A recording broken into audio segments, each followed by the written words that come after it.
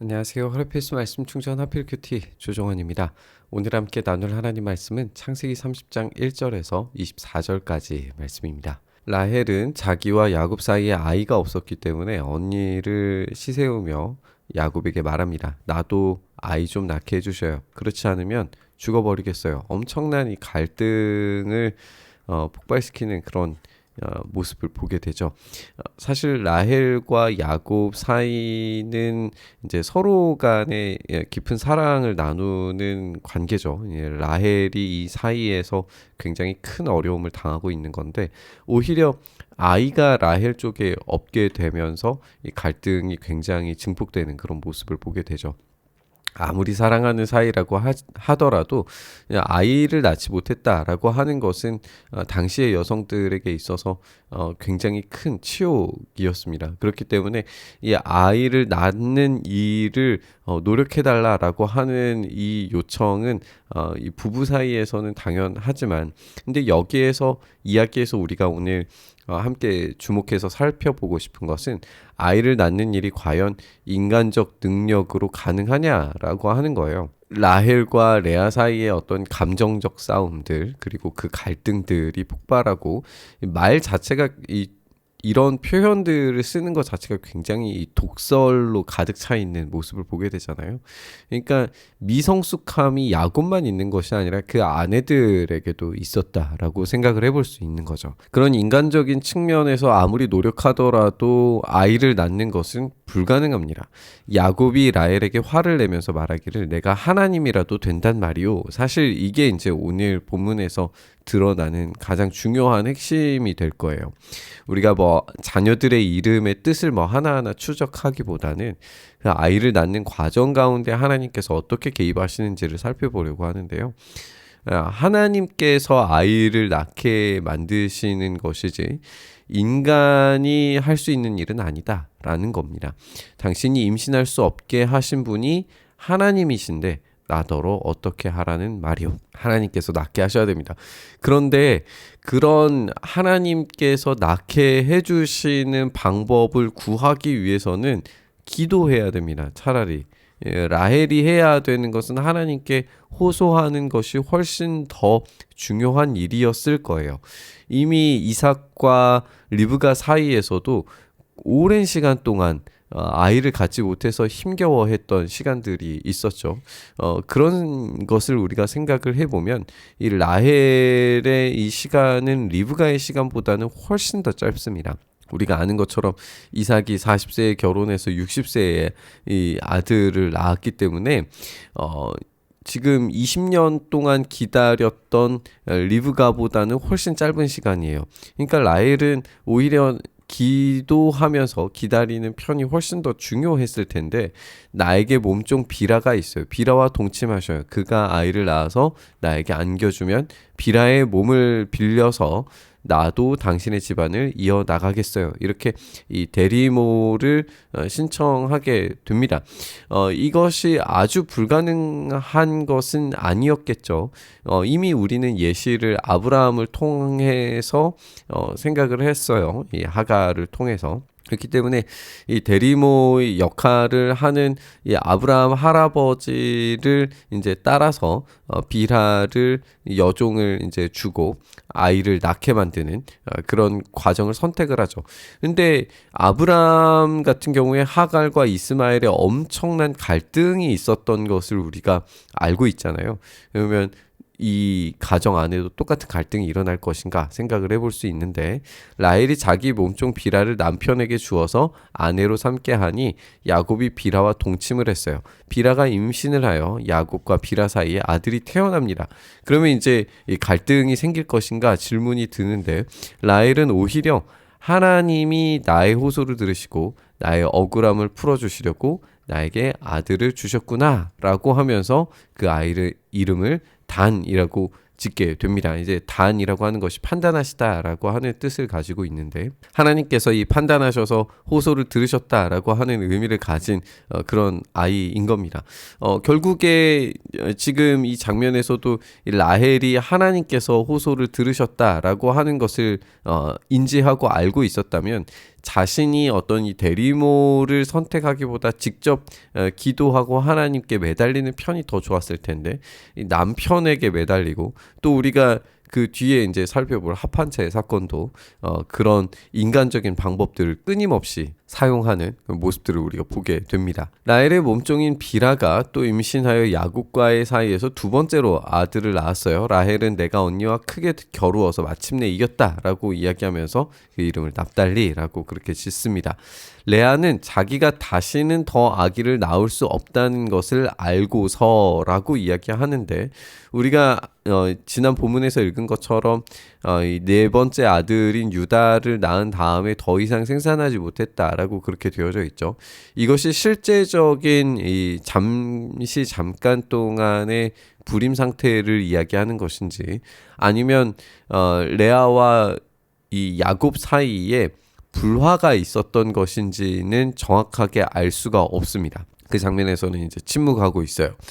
근데 어쨌든 더 아이를 낳을 수 없다라고 하는 것이 자기의 몸 상태가 아니라 이 관계적인 측면이었다면 지금 실바를 데려다가 야곱에게 주어서 아내로 삼게 하는 행동이 이해가 되죠. 자기가 아이를 낳을 수 있음에도 불구하고 나와는 더 이상 이 잠자리를 같이 하려고 하지 않기 때문에 다른 방식을 시도를 하는 거예요. 레아의 몸종 실바와 야곱 사이에서 아들이 태어났고, 레아는 내가 복을 받았구나 라고 하면서 그 아이 이름을 갓이라고 합니다.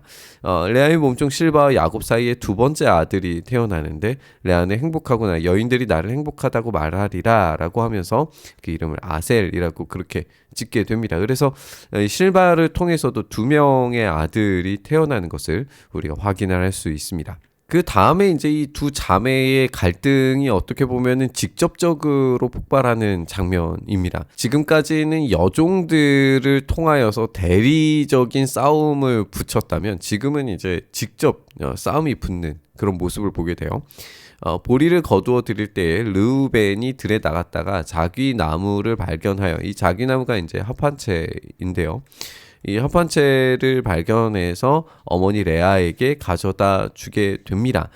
이 합한채라고 하는 것은 불임 여성들에게 아이를 낳을 수 있게 만들어준다고 효과가 그 당시에 사람들에게 알려져 있던 식물이었어요. 이 뿌리를 사용하면 그렇게 임신을 할 수 있다라고 그렇게 알려졌다고 해요.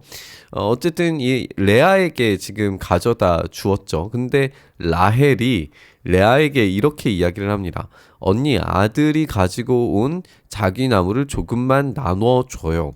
그러니까 이 불임 여성인 라헬이 합한채를 통하여서 아이를 낳고자 하는 시도를 하는 걸 보게 되는 거죠. 우리가 다시 한번 강조하듯이 이 아이를 낳는 일은 전적으로 하나님께서 허락하셔야 얻어지는 일입니다. 그런데 이것을 기도하는 일이 아니라 또 다시 합한채라고 하는, 이건 사실 실제적인 효과가 있다라기보다는 미신적 효과거든요. 근데 이 미신적인 효과에 의존하여서 아이를 가지려고 하는 것이니까 사실 라헬의 이런 행동은 잘못됐다라고 말할 수밖에 없습니다. 그런데 레아가 이제 라헬에게 이렇게 이야기를 하는 거죠. 내 남편을 차지한 것으로만은 부족하냐. 이건 굉장히 좀 센 언어예요. 직접적인 갈등이 이제 폭발하는 거죠. 그래서 내 아들이 가져온 자기 나무까지 가지고 가려고 하는 것이냐라고 이제 화를 내는 겁니다. 이때에 라헬이 말을 하죠. 좋아요. 그럼 언니 아들이 가지고 온 자기 나무를 나에게 주어요. 그 대신에 오늘 밤에는 그이가 언니하고 자도록 하지요. 그러니까 지금 이 자기나무가 하나의 거래 물품이 되는 것을 보게 됩니다. 지금 우리는 이 라반과 야곱 사이에서 이 거래 조건들이 성립하고 그렇게 이 14년을 일하고 있는 야곱을 함께 살펴봤어요. 그러니까 지금 아내를 얻는 일도 사실상 거래가 되었고, 훨씬 더 웃돈을 주는, 그리고 사기를 당해서 더 긴 시간을 노동을 해야 하는 그런 거래, 잘못된 거래를 함께 살펴봤는데 여기에서는 또다시 이제 임신을 위한 잘못된 거래가 이루어지고 있는 것을 보게 되죠. 관계 자체가 어떤 거래를 통하여서 이루어질 수 있는가라고 생각을 해보면 이건 참 이들의 모습이, 이 여성들의 모습조차도 이 성숙한 어떤 이 신앙인의 모습은 분명히 아닌 것으로 보여집니다. 그날 저녁에 야곱이 들에서 돌아올 때에 레아가 그를 맞으러 나가서 말합니다. 당신은 오늘 밤에는 나의 방으로 드셔야 해요. 나의 아들이 가지고 온 자기 나무를 라헬에게 주고 그 대신에 당신이 나의 방으로 드시게 했어요. 그날 밤에 야곱이 레아와 함께 잠을 잤는데 이때에 하나님께서 레아의 호소를 들어주셔서 레아가 임신을 하였고 야곱과의 사이에서 5번째 아들을 낳았다라고 이렇게 이야기하고 있습니다. 우리가 이제 레아와 야곱 사이가 좀 의심스럽다라고 함께 이야기를 했죠. 그러니까 레아는 분명히 어떤 이 신체적으로 문제가 있는 것은 아니에요. 관계적으로 문제가 있는 걸로 보여지죠. 그러면 이 장면에서 야곱이 레아와 함께 이 관계를 맺는 장면이 어쩌면 이 관계의 회복을 이야기하는 것인가? 라고 생각이 들 정도예요.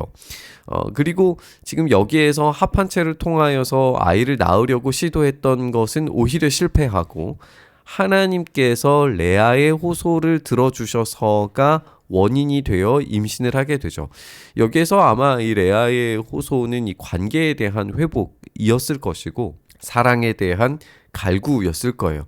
이것이 조금 더 이제 회복되어져 가는 과정이라는 것을 우리가 생각을 하게 되는데, 그래서 우리가 이제 이 50장에서 등장하는 야곱이 잠들게 되는 무덤의 위치에 대해서 한번 생각해 보게 되는 그런 배경을 보여주기도 하는 것 같아요. 결국에 이 레아의 호소를 들어주심은 아이를 통해서, 임신을 통해서 들어주시기도 하지만 이 관계의 회복이 서서히 일어나고 있었다라고 하는 점도 생각을 해볼 수 있습니다. 레아는 내가 나의 몸종을 나의 남편에게 준 값을 하나님이 갚아주셨다라고 하면서 그 아이의 이름을 이사갈이라고 했어요. 레아가 잠시 임신을 하여서 야곱과의 사이에 6번째 아들이 태어났어요. 하나님이 나에게 이렇게 좋은 선물을 주셨구나 라고 하면서 내가 아들을 6이나 낳았으니 이제부터는 나의 남편이 나에게 잘해주겠지라고 하면서 그 아이 이름을 스불론이라고 했어요. 여기서 하나님이 좋은 선물을 주셨구나라고 하는 것과 나의 남편이 잘해주겠지가 연결이 되어서 하나님께서 지금 이 아이를 주실 뿐만 아니라 이 관계의 회복을 주고 계신다라고 하는 이런 희망찬 소망을 이 아이의 이름에게 담고 있는 것을 보게 됩니다. 얼마 뒤에 레아가 딸까지 낳아요. 그 이름을 디나라고 합니다. 이 디나가 경험하는 이 끔찍한 이 사건을 생각을 해보면 레아의 희망적인 그런 바람과는 다르게 조금 더 불행한 이야기로 연결되어져 있는 것을 우리가 알 수 있어요. 그럼에도 불구하고 지금 레아가 고백하는 것은 하나님께서 낳게 하셨다라고 하는 것이 분명히 고백되고 있는 겁니다.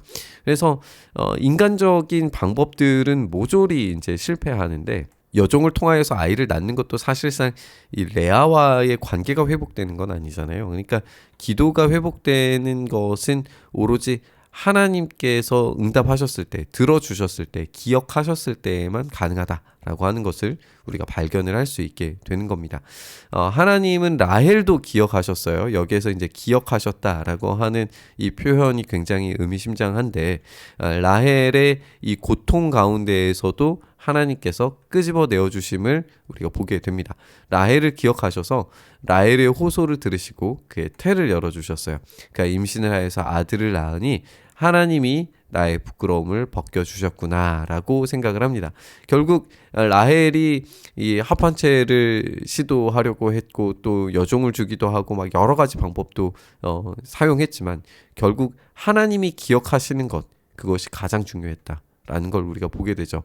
하나님이 기억하실 때에 부끄러움을 벗겨주시는 것, 이게 이제 우리가 이 뒤에 나오게 될 수많은 구약의 인물들에게 등장하는 예언서에서도 등장하고 출애굽기에서 등장하는 그런 이 부끄러움의 상쇄가 오로지 하나님의 기억하심으로부터만 이루어질 수 있다라고 하는 것을 우리가 볼 수 있습니다. 라헬은 그 아이 이름을 지을 때에 주님께서 나에게 또 다른 아들을 하나 더 주시면 좋겠다라고 하는 뜻으로 요셉이라고 그렇게 짓게 됩니다. 우리가 아는 것처럼 이제 라헬은 이 또 다른 아들을 낳다가 죽음에 이르게 되죠. 그러니까 라헬은 끊임없이 아이를 갈구하는 그런 존재입니다. 레아는 사랑을 갈구하는 존재예요. 두 자매가 서로 다른 결핍을 가지고 씨름하고 있습니다. 그리고 고통하고 갈등하고 있습니다. 이 가운데에서 결국 해결되는 것은 하나님의 일하심밖에 없다라고 하는 것을 우리가 이 본문을 통해서 확인할 수가 있습니다. 우리가 오늘 함께 살펴본 것처럼 인간의 한계와 또 부족함, 또 그 결핍들을 해결할 수 있는 것은 오직 하나님의 기억하심, 하나님의 일하심밖에 없다라는 것을 우리가 생각하게 됩니다. 오늘 이 본문 안에서는 라헬이 아이를 원해서 수많은 인간적인 방법을 사용하다가 실패한 것, 그리고 레아가 이 남편과의 어떤 모종의 이 갈등 또는 이제 이 불화를 통하여서 멀어진 그런 관계를 회복하기를 원하는 그런 모습을 우리가 함께 살펴봤습니다. 그 모든 것들 가운데서 결국에 하나님께서 개입하시고 하나님께서 일하시고 역사하실 때 문제가 해결된다라고 하는 것을 그 당연하고도 자명한 원리를 다시 한번 생각해 보게 되는 것 같습니다. 오늘 우리의 인생 가운데에서 문제를 해결하실 수 있는 분 오직 우리 주님밖에 없는 줄 믿습니다. 오늘 우리의 문제들을 어떤 인간적 방법이 아니라 기도의 방법으로 하나님께 절대적 의존의 방법으로 나아가서 하나님 해결해 주십시오. 함께 기도하는 이런 시간 됐으면 좋겠습니다. 오늘 말씀 묵상하며 기도의 자리로 나아가시죠. 주님, 그렇게 우리가 주님께 의탁합니다. 우리의 삶을 만져주시고 붙잡아 주셔서 주님의 뜻대로, 주님의 계획대로, 주님의 섭리대로 우리의 삶이 이루어지게 하여 주시옵소서. 우리의 삶을 그렇게 오늘 붙들어 주시길 간절히 바라고 소망하며 우리 주님 예수님 이름으로 기도드리옵나이다. 아멘.